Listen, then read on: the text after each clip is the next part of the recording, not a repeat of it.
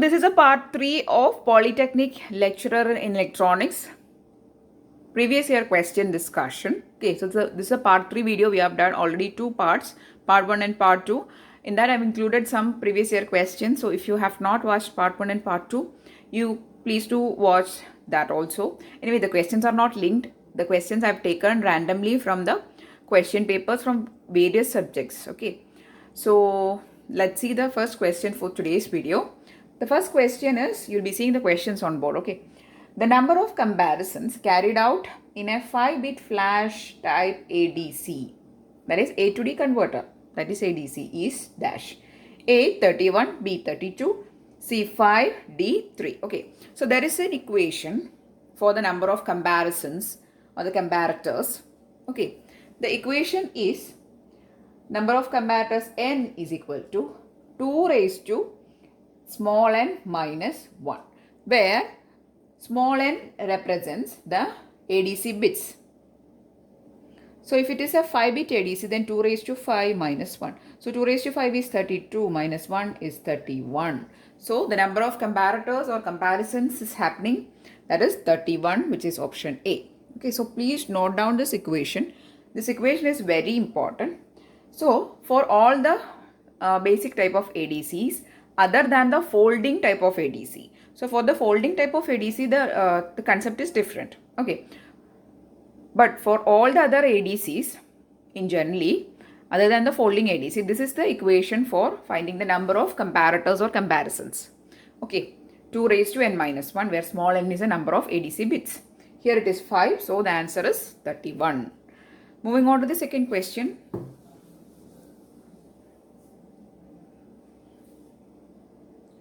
The address bus of 8086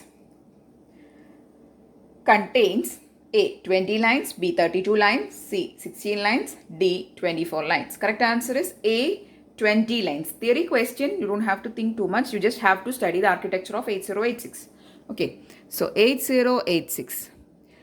So the address bus, its width is 20 lines. So that is, it is having 20 line address bus. Correct answer is option A. Third question. So I want to tell you that there is a separate playlist for microcontroller in which I have included the videos from 8051. Okay. So third question. The multi-vibrator circuit configuration that can be used to convert a sinusoidal input into a square wave output is dash. A. Stable multivibrator. B. Monostable multivibrator. C. Bistable multivibrator.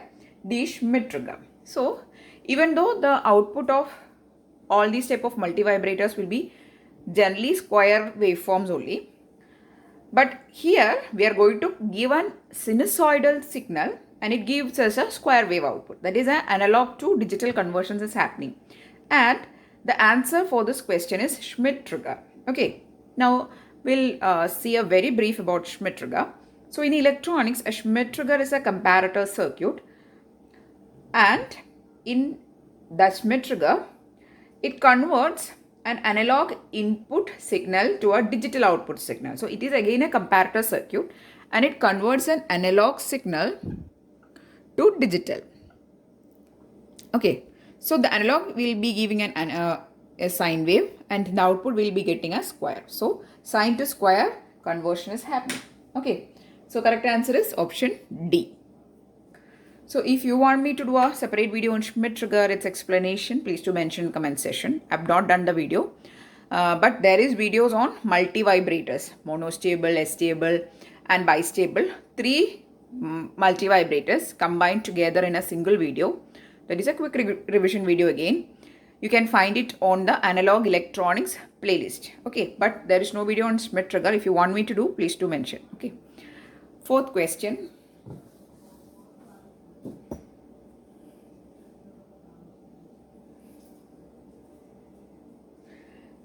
Fourth question is from antennas. A Yagi antenna in a horizontal plane produces A. broadside spectrum, B. an end-fire pattern, C. a figure of 8 pattern, D. none of the above. Correct answer is, so for an Yagi antenna or a Yagi-Uda antenna, so this Yagi-Uda antenna, talking about it, it is a array type of antenna. Okay. So this Yagi Uda antenna will be having a structure like this. Okay. So this antenna will produce a end fire pattern. Okay. So if you don't know anything about the various type of antennas, there is a separate video on antennas and its types. I'll share that in description box. Okay. Its link I'll share in description box. So for the Yagi antenna, the pattern, there is a radiation pattern, is end fire pattern. So you should be familiar with the radiation pattern of all major type of antennas, because they will be directly asking you what is the type of radiation pattern, because for the major antennas, the radiation pattern, its shape is very important. Some antennas will have a donut shaped structure, some will have a end fire structure, some will have some other structure. So you should be knowing that how the radiation pattern structure is defined. So for a Yagi antenna, it is defined as a end fire pattern. Okay, correct answer is option B. Okay, so if you see the video on antenna types and its patterns, you will be getting an idea. Okay, next question, that is the fifth one.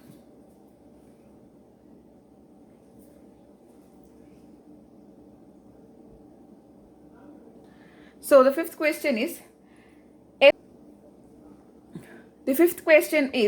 problem with class B push-pull amplifier is that they usually suffer from A. Harmonic distortion, B. Intermodulation distortion, C. Crossover distortion, D. None of this.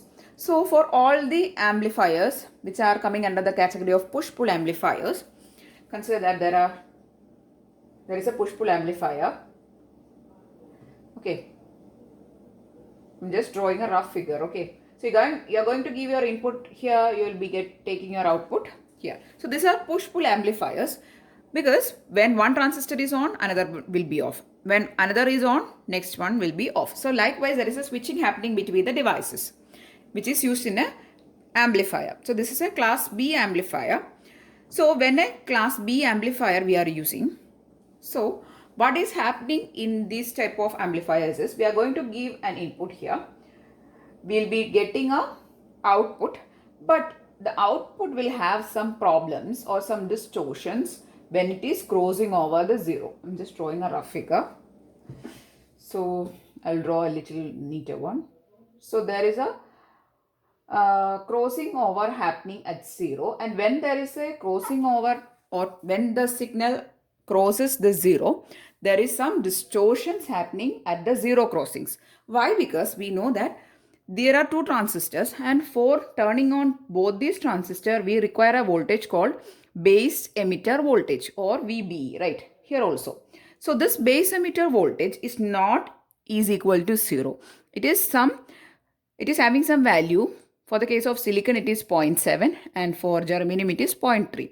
So only when the input voltage reaches this 0.7, only then the transistor will start conducting. Okay, so ideally, we expect that when the input waveform is given, that is, as it is going down to 0, your output should also start from 0, but the output will not start from 0. Why? Because the transistor will not conduct from 0, but only from 0.7. So here there will be some distortions happening when the signal is crossing the 0.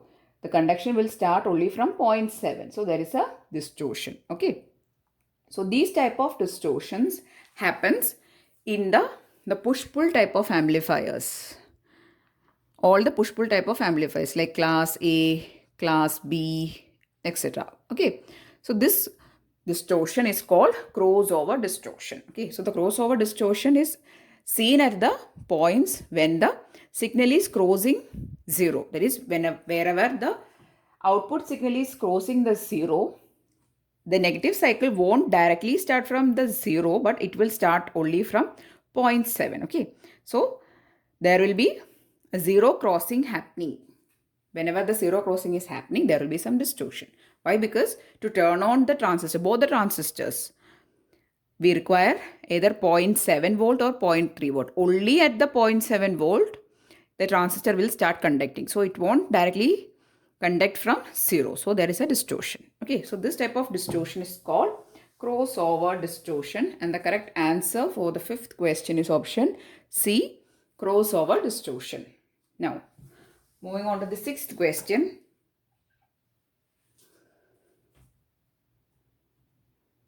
So, the sixth question is a combinational logic circuit which is used to send data coming from a source to two or more separate destinations is called as dash. A demultiplexer, B encoder, C multiplexer, D decoder. So here, that is, if you want to send a data which is coming from a single line or from a single path to two or more destinations, means here demultiplexing or demux action we require. Okay, so this process of sending of one data or data coming from a single source to more than one destination is called demultiplexing. The reverse is called multiplexing, where we'll combine the signals coming from more than one source to a single line. It is called mux or multiplexing. Okay, here the correct answer is option A, which is demultiplexer. Seventh question.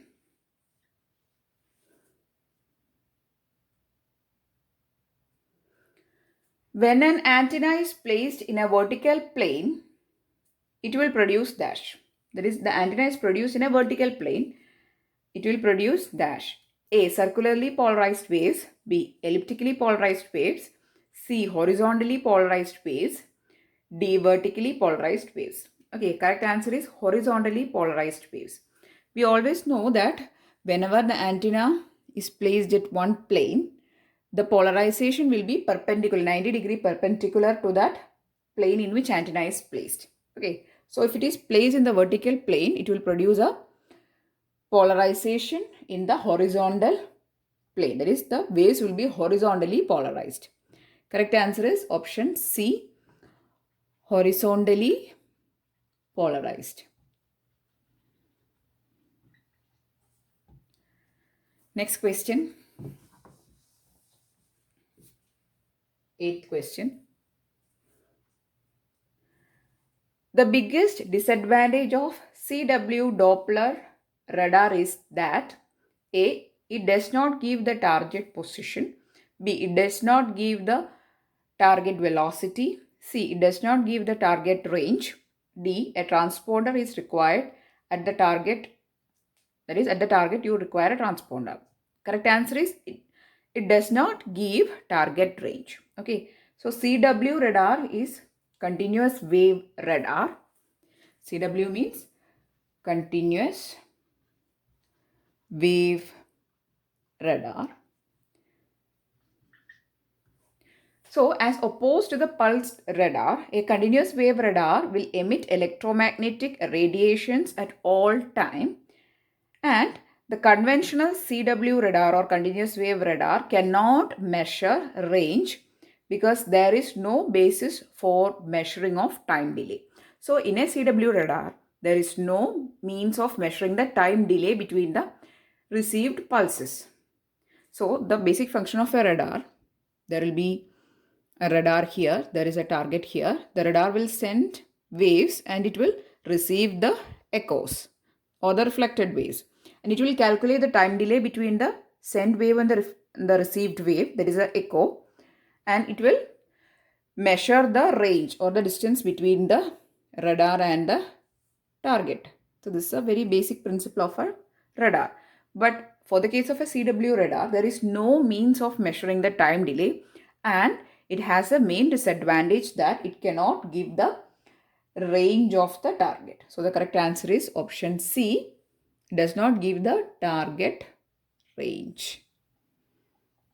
Okay, so that is a CW radar. Ninth question.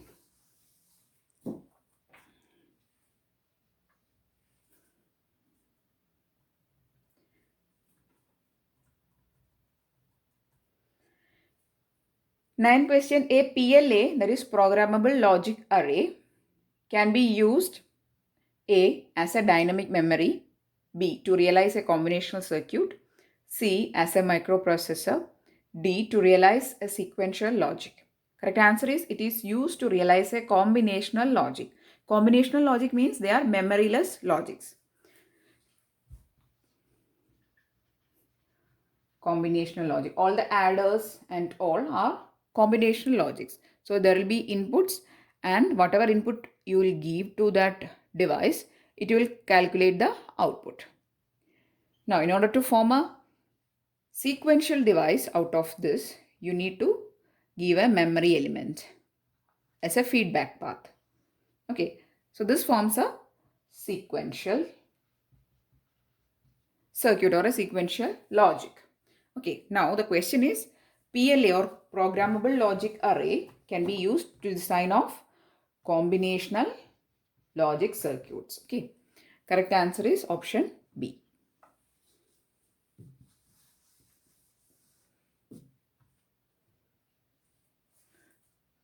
Next question. The chord division multiple access technique is not used in satellite communication because of A. Wastage of power. B. Wastage of baseband spectrum. C. Increase in delay. D. Complexity and unreliability of operation. Correct answer is we don't use CDMA in satellite communication due to the wastage of power. CDMA is not used in satellite communication because of its huge power consumption, and we know that for satellite systems the power consumption is it's a very important parameter, and we cannot go for CDMA because it is having a lot of power wastage. Correct answer is option A.